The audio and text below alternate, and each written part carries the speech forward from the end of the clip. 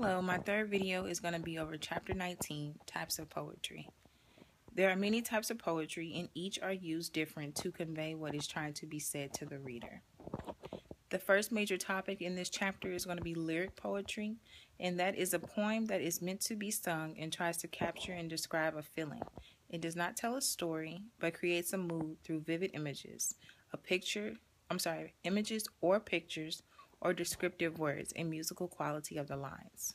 The first example of a lyric poetry in the text would be on page 613, and it's the poem Piano by D.H. Lawrence.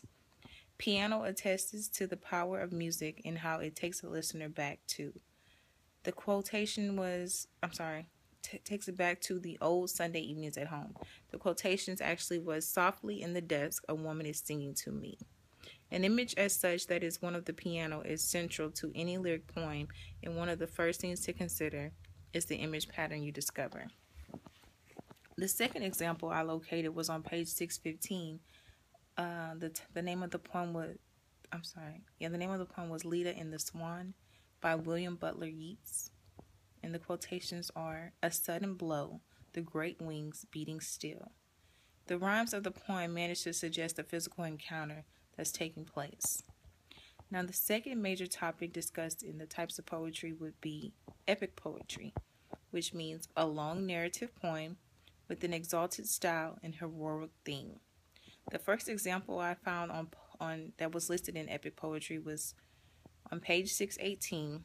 John Milton, the last great poet to create a Christian epic, set out to justify the ways of God to man, to attempt to clarify the nature of religion and social religions.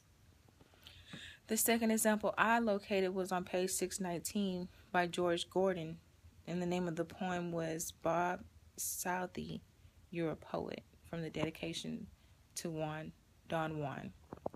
The quotation was, Bob Southey, you're a poet, poet laureate, and representative of all the race, referring to Bob Southey as if he was a hero, making it epic poetry.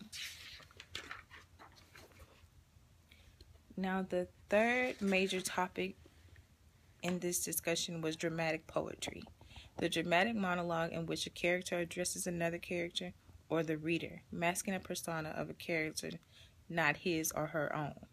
The first example I found was on page 621 by Robert Browning, My Last Duchess. That's my last Duchess painted on the wall, looking as if she were alive.